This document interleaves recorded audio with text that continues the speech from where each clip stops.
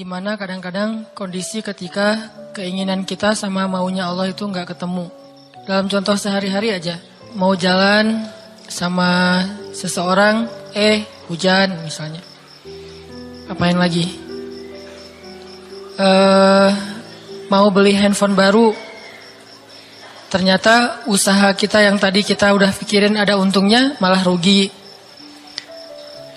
Mau jalan-jalan keluar kota, pasangannya sakit. Dan banyak, kadang-kadang penyebabnya sepele banget, tapi bikin kita kecewa. Nah, gimana caranya kalau kondisinya kayak gitu? Sama kayak para sahabat dulu dalam perjalanan umroh. Pengen umroh, ternyata udah sampai di perbatasan kota Mekah, gak boleh masuk, disuruh pulang lagi ke Madinah. Itu kan diceritain dalam surat Al-Fatihah tentang perjalanan umroh yang berakhir dengan malah perjanjian Hudaybiyah. Niatnya pengen umroh, tapi endingnya perjanjian. Yang isi perjanjiannya, poin-poinnya kayaknya ngerugiin umat Islam banget. Tapi kan Allah punya rencana, dan rencana Allah pasti yang terbaik daripada rencana kita. Masalahnya gimana kita bisa ridho, bisa rela kalau kondisi itu terjadi dalam hidup kita. Kita sih yakin, ini adalah qadarullah, keinginan Allah. Tapi bikin kita yakin itu jadi berbuah, yakin itu kan kayak pohon ya. Iman itu adalah pohon. Gimana biar pohon ini berbuah? Salah satu buahnya itu adalah sifat ridho, sifat nerima. Sehingga dengan sifat ridho itu akhirnya kita punya kebaikan. Kebaikannya jadi bisa survive, tenang hadapi masalah, sabar dan seterusnya. Nah, gimana caranya? Setelah kita dapat sesuatu, kita yakin kepada Allah, terus jadi ridho. Nah, ini belajar matematikanya Allah Subhanahu wa Ta'ala. Dan itulah yang terjadi dalam perjanjian Hudaybiyah, terjadi kepada Siti Maryam yang tadi dibacain suratnya. Maryam gak pengen punya anak tanpa suami. Kalaupun harus punya anak, nikah dulu. Tapi Allah punya rencana lain. Rencana manusia punya anak setelah nikah. Lagian Maryam lagi belum siap menikah nih. Belum ada cowok yang pantas buat Maryam. Justru karena itulah Allah beri dia anak tanpa laki-laki, tanpa suami. Kenapa? Gak ada suami yang pantas buat Maryam. Mungkin satu-satunya lelaki yang pantas buat Maryam cuma Nabi Muhammad. Tapi kan beda zaman. Masa Maryam harus nunggu Nabi Muhammad 300 tahun lagi kan ya? Nah, ternyata karena gak ada yang pantas buat dia, akhirnya dia punya anak tanpa harus melalui seorang suami. Mungkin kita terlalu soleh sehingga gak ada yang pantas buat kita. Pantasnya cuma bidadari, ya udah di akhirat nikahnya. Husnuzannya mah ya.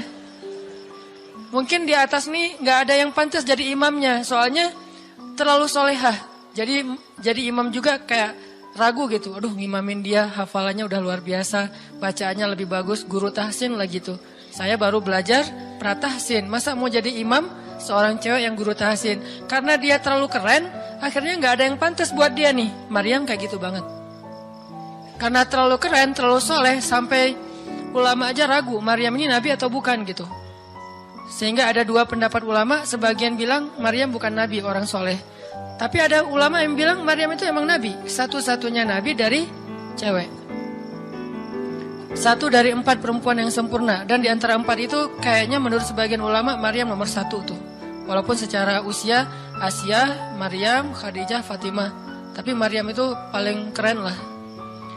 Tiba-tiba hamil, datang cowok keren, baju putih, jubah putih, auranya tuh luar biasa. Pokoknya cowok paling keren aja.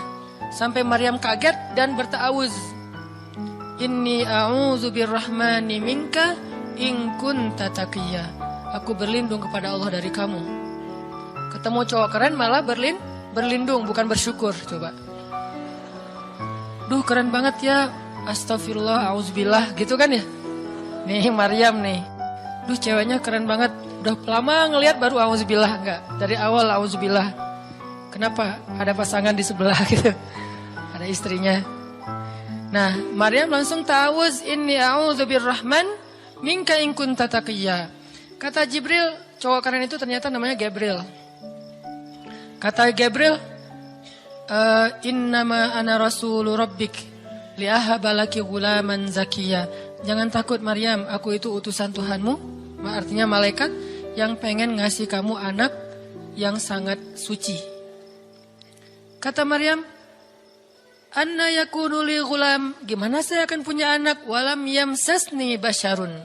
Gak ada seorang laki-laki pun yang pernah nyentuh saya, nyentuh aja gak pernah. Walam aku baghiyya, dan saya juga tidak pernah merendahkan diri depan laki-laki, artinya berbuat dosa. Anna yakunu li gulam, gimana caranya saya punya anak? Kata Jibril, kadzaliki qala rabbuki huwa alayya hayyin. Itu udah kehendak Allah, kehendak Allah. Dan itu hayyin, mudah banget buat Allah SWT. Sepele banget lah buat Allah. Fahamalat, tiba-tiba Maryam hamil. Fantabadat bihi makanan qasiyya. Karena Maryam malu ketahuan hamilnya, akhirnya Maryam pun pergi ke suatu tempat yang terpencil, qasiyya, Aqsa. Aqsa itu artinya tempat yang jauh. Masjidil Aqsa disebut Al-Aqsa karena dia jauh dari Masjidil Haram. Kalau Madinah kan dekat. Masjid yang paling mulia kan ada 3 itu ya, Mekah, Madinah, Palestina. Nah, dia disebut Aqsa karena tempatnya jauh. Makanan qasiyya, tempat yang sangat jauh, terpencil, nggak ada siapa-siapa. Fantabadat bihi makanan qasiyya. Fa'aja ahal makhadu. Tiba-tiba dia udah harus ngelahirin setelah sekian bulan, mungkin 9 bulan. Qalat, dia bersandar di sebuah pohon, kemudian dia berkata, ya laitani mittu qabla hadza wa kuntu nasyam mansiya. Dia kayak orang menyampaikan satu bentuk kalimat sedih, kayak kalau bahasa sederhananya kayak ngeluh gitu. Ya laitani mittu qabla hadza, aduhai seandainya aku mati aja daripada harus menanggung malu kayak gini. Maryam itu kan pemalu banget. Mahkota sifat malu itu dipakai banget sama Maryam. Makanya ketahuan hamil nggak punya suami, itu buat Maryam pukulan paling luar biasa, telak banget. Walaupun dia nggak berbuat dosa, tapi tetap aja orang kan ngata-ngatain dia. Ditambah lagi Bani Israel, tahu sendiri kan, Bani Israel suka banget viralin fitnah. Ada apa viral Bani Israel teh? Maryam hamil di luar nikah, viral. Semua orang ngomongin mana Maryam. Terus rumahnya tuh dilemparin batu karena dianggap sebagai pembawa sial bagi Bani Israel. Dasar Maryam ngaku-ngakunya suci, sok suci segala macam. Sehingga Maryam bilang, ya laitani mittu qabla hadza. Aduhai seandainya saya mati aja sebelum ini terjadi pada saya. Sehingga saya menjadi orang yang tidak pernah dibicarakan oleh siapapun. Sedih. Berarti pengennya Maryam beda dengan pengennya Allah. Secara emosional, secara manusiawi, secara fitrah ada penolakan dan itu manusiawi. Maryam menolak. Begitu juga sahabat Muhajirin. Wa inna fariqam minkum lakarihun. Minhum lakarihun. Walaupun sebagian kalian itu dalam keadaan karih, menolak, enggak suka. Emangnya kita mau nerima musibah? Pasti kita nolak kan secara spontan, fitrah, manusiawi, nolak. Ya laitani mittu qabla hadza wa kuntu nasyan mansiya. Aduhai seandainya aku mati aja sebelum kejadian ini terjadi padaku, sehingga enggak ada orang yang ngomongin tentang aku. Jadi enggak ada trending topik tentang Maryam waktu itu. Dia berharap kayak gitu. Semua berita buka channel mana aja Maryam. Asal buka Instagram yang muncul duluan di home tuh Maryam. Viral banget, semua orang ngomongin Maryam. Sehingga Maryam bayangin, semua orang ngomongin kita se-Indonesia. Karena emang sebelumnya kan Maryam memang selebgram banget kan. Semua orang pengen nge-following Maryam. Jangankan yang cewek-cewek, yang cowok juga pengen nge-following Maryam. Cuman gak ada yang pantas. Semuanya kagum sama Maryam, respect. Tiba-tiba berubah. Kalau gak naik, jatuh kan gak berasa nih. Kita gak naik, jatuh. Paling keseleo dikit. Tapi kalau naiknya udah terlalu tinggi, jatuh kan lebih sakit nih. Maryam tuh naiknya udah terlalu tinggi. Saking tingginya sampai Nabi menyebut dia satu di antara 4 yang sempurna di muka bumi. Gak ada perempuan yang sempurna kecuali 4 itu. Itu benar-benar dipuja-puja tuh Maryam. Pengen punya anak nanti namanya Maryam. Pengen punya istri kayak Maryam. Pengen punya ibu kayak Maryam. Pokoknya Maryam itu idola banget tuh di zaman tersebut. Bani Israel kalau suka lebaynya luar biasa. Kalau benci, wah noraknya juga luar biasa. Tuh Bani Israel. Berlebihan gitu. Kalau suka habis-habisan sampai dijadikan Tuhan kan dulu mereka pernah mengangkat seorang laki-laki yang soleh jadi Tuhan namanya Uzair. Namanya Uzair. disebut sebagai anak Tuhan. Kemudian juga Isa juga gitu. Bani Israel tuh luar biasa kalau suka. Kalau benci, wah habis-habisan juga tuh dijelek-jelekin. Kayak mereka ngejelek-jelekin Musa, Harun. Kalau Harun gak terlalu sih, Musa. Kayak mereka ngejelek-jelekin Nabi, malaikat apa? Malaikat Jibril. Kan Bani Israel paling gak suka sama Jibril ya. Jadi gak ada orang Yahudi nama anaknya Gabriel tuh gak ada. Rata-rata nama anaknya Michael. Karena mereka senang banget sama Mikail, gak suka sama Jibril. Kenapa? Jibril itu kalau turun pasti bawa perintah. Wahyu kan? Jibril mah hese. Bawa perintah wae gitu. Bawel Jibril menurut mereka. Kalau Mikail keren, bawa rezeki, bawa rahmat, bawa apa. Sehingga mereka senangnya sama Mikail. Dibikinlah film Jin versus Gabriel. Malah gak yang baik itu waktu itu Jin. Kan banyak tuh film-film kayak gitu tuh. Itu memang dari dulu kayak gitu. Nah, Maryam naik tinggi, dipuja-puja semua orang. Maryam, kalau ketemu Maryam, fall back dong, gitu-gitu pada. Wah, pokoknya heboh aja sama Maryam.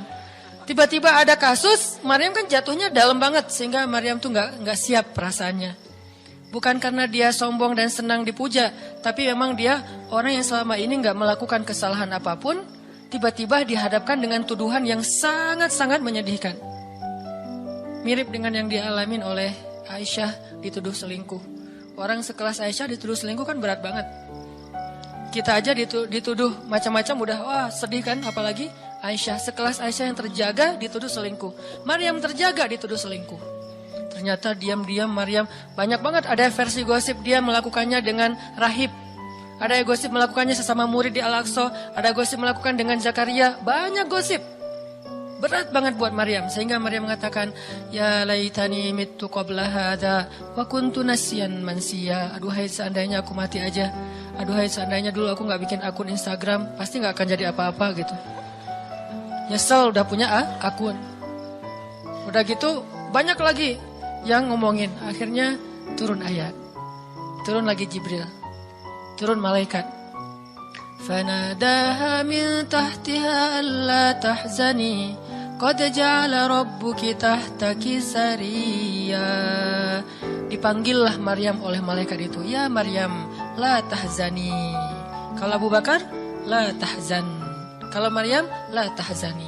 Dua orang yang disebutkan kalimat la tahzan di dalam Al-Quran. La tahzan, innallaha ma'ana. Siapa? Abu Bakar.